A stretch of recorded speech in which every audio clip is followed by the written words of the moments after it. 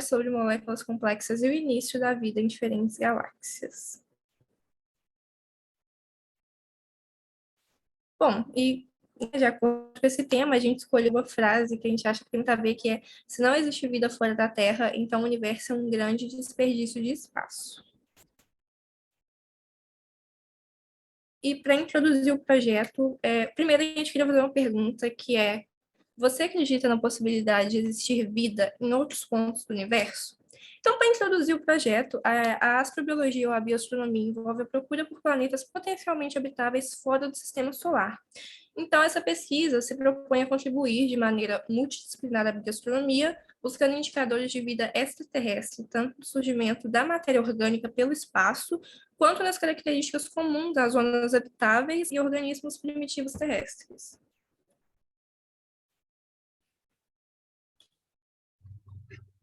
Bom, então começando essa parte falando sobre o surgimento e formação das galáxias a partir de moléculas complexas. Iniciando a partir da teoria da relatividade de Albert Einstein, ele relatava uma possível expansão do universo, e essa foi uma grande novidade. E, bom, até que um tempo depois, o astrônomo Edwin Hubble, ele trouxe algumas constatações que puderam comprovar que realmente o universo estava em constante expansão. E a partir disso veio algo ainda maior, que se o universo está se expandindo, então, consequentemente, teria algum momento em que ele esteve comprimido, trazendo, assim, um ponto de origem para ele.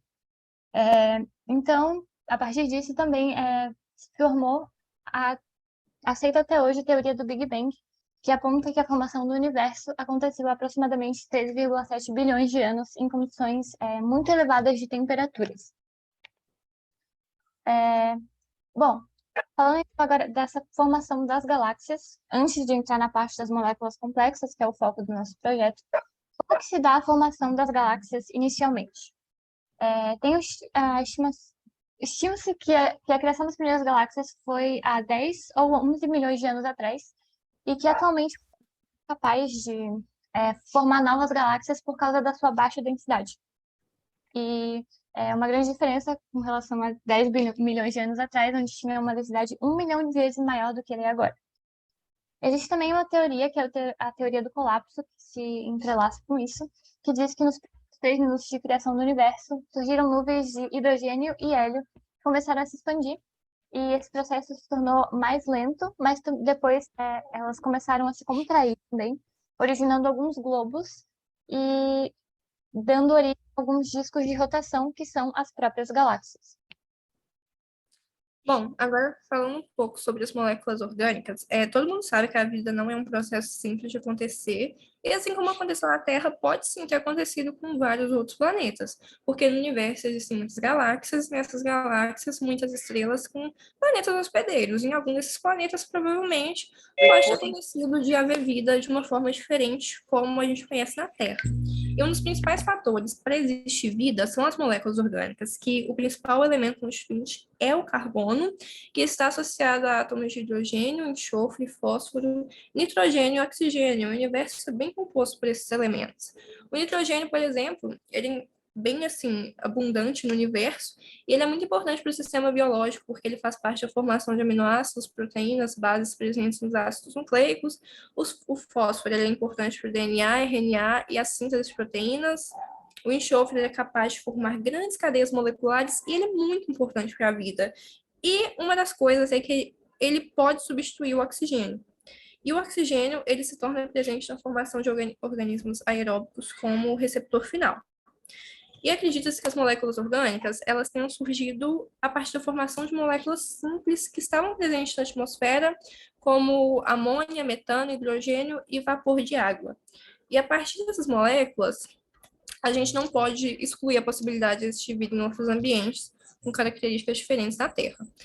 Porque pode haver compostos químicos, fontes de energia e temperaturas que são totalmente diferentes do planeta Terra, mas que são propícias para organismos que vivem nesses ambientes. É comprovado que moléculas poliméricas formadas por ligações covalentes são fundamentais para a vida. E estudos sugerem que tem organismos que eles podem sim ter o metabolismo totalmente independente do carbono, ou seja, um metabolismo que eles vão usar o silício na constituição estrutural. Eles vão formar esqueletos e carapaças. E só para contextualizar, o silício, ele está bem abaixo do carbono na tabela periódica, ou seja, ele é bem parecido quimicamente. Mas criaturas que têm a estrutura de silício, elas não seriam capazes de aproveitar a ligação do silício com o oxigênio, porque a ligação desses dois elementos é muito rígida, então não daria muito certo. Então a gente pensou em substituir o oxigênio pelo enxofre, que o enxofre é parecido com o oxigênio, igual foi falado anteriormente, que o enxofre pode substituir o oxigênio, porque são parecidos quimicamente, e não tem nada que prove que a ligação do silício com o enxofre é tão rígida que não daria certo juntos. Então, a partir dessa vida à base de silício, a gente encontrou os tardígrados, que eles são criaturas capazes de sobreviver a extremas condições terrestres e formas de vida em outras galáxias. Essa resistência, ela se deve à falta de água por anos que essas criaturas podem ter no organismo.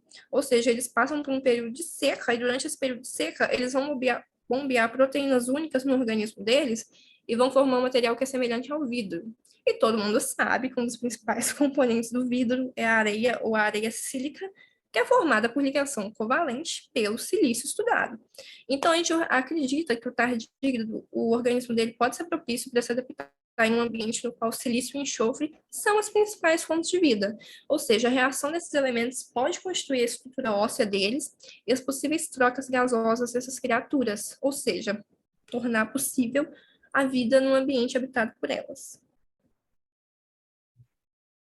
A partir disso, a gente pode falar das zonas habitáveis. E o estudo da sobrevivência da vida no universo, ela depende muito desse conceito de zona de habitabilidade. Eles são mais especificamente alguns espaços onde tem uma possibilidade ou probabilidade de ocorrer o surgimento de vida a partir de alguns critérios que são necessários para esse fenômeno acontecer. Como, por exemplo, apresentar água em estado líquido, uma temperatura entre 0 e 100 graus Celsius, e também pressão de aproximadamente 10 na 6 PA. As zonas habitáveis elas são divididas em três tipos, que são a circunestelar, a planetária e a galáctica. Mas então, tudo que a gente acabou de falar tem muita relação com... Tem muita relação, não. Eles são o que a gente começou da nossa revisão narrativa, que é mais especificamente o nosso projeto de pesquisa, parte 1, digamos assim. A gente utilizou esse método de revisão narrativa, a gente fez uma pesquisa documental, a gente realizou consultas bibliográficas, reuniu artigos de várias fontes, para a gente conseguir ter uma base para conseguir falar sobre isso. Para preparar estruturas, dá para mexer no jardim, mas a alvenaria fica difícil. Tá? E... Peraí. Então, a gente reuniu esses artigos e aí a gente separou eles nos tópicos coerentes com o intuito do projeto. E também, como forma de auxílio ao nosso estudo, a gente teve um encontro com uma das profissionais, que inclusive foi uma das palestrantes que deu uma palestra para a gente no início do programa, que foi a Miriane Pastoriza, que foi... ela ajudou a gente dando um incentivo a mais no andamento do projeto e indicou alguns livros com a temática de astrobiologia e que foram extremamente importantes para o desenvolvimento da nossa pesquisa. E, a partir disso, a gente se abriu um horizonte diante dos nossos olhos e a gente decidiu que daria para estender o projeto para um possível futuro e criar um formulário de pesquisa que seria complementando a nossa revisão narrativa, que é a pesquisa qualitativa. A gente ia propor um projeto que retrataria a bioastronomia de uma forma mais específica, ia trazer informações e dados de pesquisas próprias através do envio de um questionário.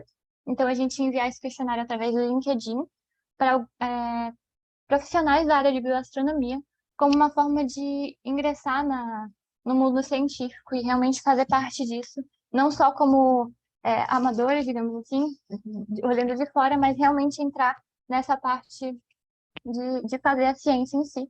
Esse questionário ele seria composto de várias questões de interesse dos autores desse estudo, e no final a gente ia pedir sugestões para os entrevistados também.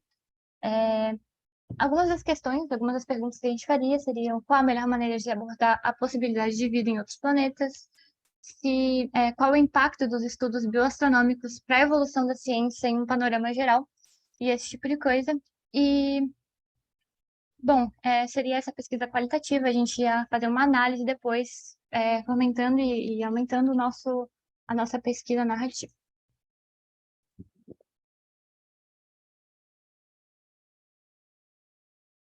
Então, para concluir o projeto, as nossas considerações finais, fica claro a importância do estudo da astrobiologia ou da bioastronomia sob diferentes perspectivas, por causa do grande número de fatores que influenciam, né, no surgimento de vida no universo.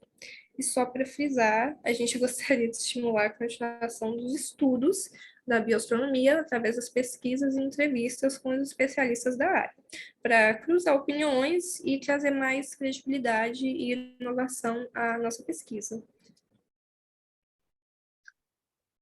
Depois de tudo isso, a gente volta para aquele questionamento do início. Você acredita que pode existir vida em outros pontos fora da Terra?